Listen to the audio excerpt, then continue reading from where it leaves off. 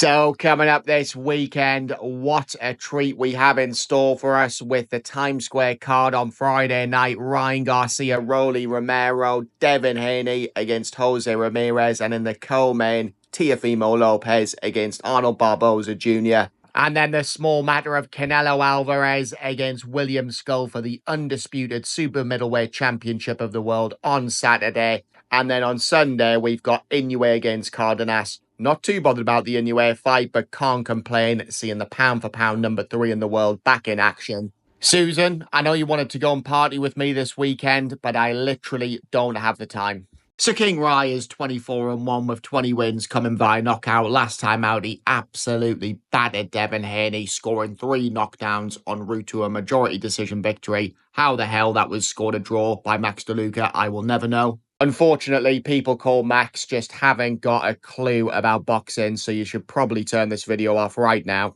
But yeah, King Rai looked good. He did what he had to do. I mean, literally every single time he touched Devin Haney, it looked like he was about to knock him out. I mean, Haney did quite well to survive the full 12 rounds, I thought. Haney did win some rounds in there. And there will be opportunities for Roelly to have success as well, because at times Ryan Garcia does have quite a low punch output, but when he does let his hands go, he is very explosive and he tries to knock you out with every shot. That left hook is without doubt his money punch, and I'm sure he'll have a lot of success against Roelly with that. But how sharp will he be after such a long time out the ring? He got a year's suspension for failing 2 drug tests after the Devin Haney fight, which, to be honest, I think he got off quite lightly there. Only he knows if he cheated or not. And then that win got changed to a no contest. I mean, that win was already tainted anyway with him coming in overweight, although Haney got well compensated for that. And then you also add in the old Osterine. I mean, it wasn't a good look for Rai. But love him or hate him, he is entertaining. I'm personally happy to have him back. I think in a world of so many boring personalities, you need characters like Ryan Garcia.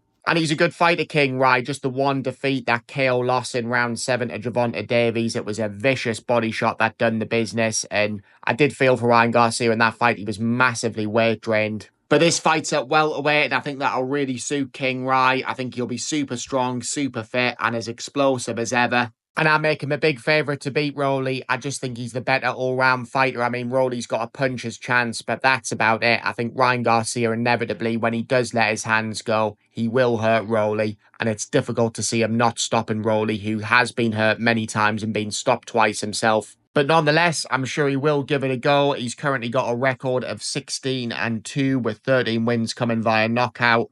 His best win is definitely Ishmael Barroso, but that fight was tainted with controversy. Barroso got stopped in round 9, but the stoppage was well early. Barroso was up on all 3 cards. He dropped Roelly in round 3. And that was an old Barroso as well, who definitely seen better days. But to be fair to Roelly, he did show a big heart in there. Coming back to win when you've been dropped does show big character and big balls. So respect to him for that. But it was a bit worrying seeing him get beat up by a fighter who is definitely past it. He's also been stopped by Isaac Cruz and Gervonta Davies, so no shame in either of those stoppage losses to world-class elite fighters, but at the same time, it is worrying that he does seem to get hurt an awful lot, Roelly. And to be honest, I just don't see a way that he wins against Garcia. I just don't think he's good enough. I don't think he's big enough. He's definitely not a welterweight. And for me, as soon as Garcia clocks Roelly, it's going to be good night Vienna. I think Ryan will stop Roelly within 6 rounds. But apparently Roelly did get the better of Garcia in spar, and that was years ago, but maybe that can give Roelly some confidence. But yeah,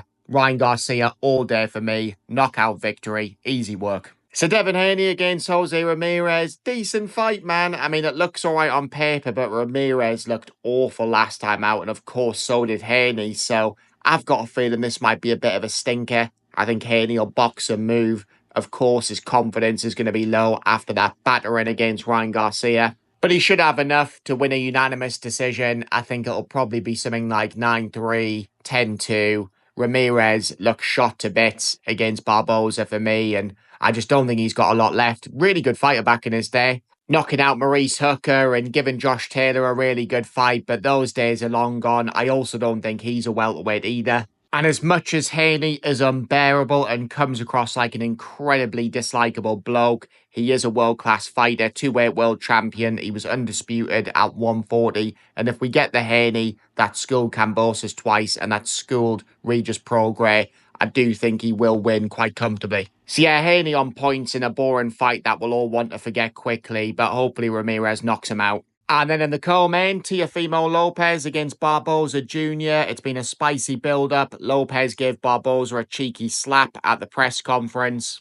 And it's a funny one with Lopez because you just don't know which version's going to show up. I mean, Lopez at his best when he beat Lomachenko is one of the best fighters in the world. He is so good to watch. He's got that fantastic style of being aggressive, but a fantastic boxer as well. Technically very sound. But he does seem to coast a lot in fights against Claggett. He won convincingly, but it wasn't that impressive. I thought he lost to Jermaine Ortiz, which was an awful fight, by the way. And there's also a good argument that Sandor Martin beat him. So you just never know with Lopez. He is the WBO champion at 140 and a good champion in his own right. But Barbosa will be full of confidence coming off two fantastic wins against Jack Catterall and Jose Ramirez. Before that, he actually looked awful against Sean McComb, a fight that many people thought he lost. I thought that was an outright robbery. But I do think that was a motivation thing. I think he'll be bang up for it. This is his world title fight. He's waited his whole life for this. I think Lopez is going to massively overlook Barbosa.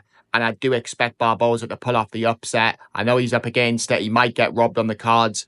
But I just think in these fights, Teofimo Lopez, for whatever reason, just doesn't seem bothered. So yeah, Barbosa on points for me. He's not a massive puncher. He's only got 11 knockouts to his name. But he is a good boxer. And I do think he's definitely capable of outthinking Teofimo Lopez, who in super fights seems to show up. But when it's just a standard defense, he does seem to go to sleep in these fights, like I say. So I do fancy Barbosa here, but I could be wrong. I mean, Teofimo Lopez at his best should win all day, but I just don't think he will be at his best for this. But yeah, it's going to be a historic night in Times Square. It's going to be interesting to see how it all works out. I'm sure the production will be unbelievable. There's going to be barely any fans there, but it's going to be entertaining on the TV nonetheless. So yeah, enjoy the fights, guys. It's a decent card. They're all interesting matchups. I hope you've all enjoyed this video. Subscribe if you're new, and I will see you all on the next one.